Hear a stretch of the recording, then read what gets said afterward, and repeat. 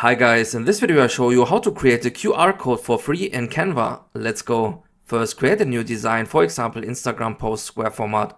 Then go to apps and type in QR code. After this, just press enter and click on QR code.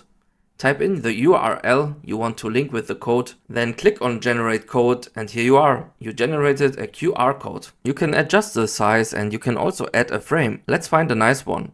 Click on elements and type in QR code. Then go to graphics, see all, and choose one. I choose this one, but this is a pro version frame, so you can only use it and download it if you have the pro version of Canva. We can create this of course by ourselves. Let's go. To create the frame by ourselves, just go to elements and find a nice shape you can adjust. For example, this one. You can do many stuff with this shape, so it's very useful and nice.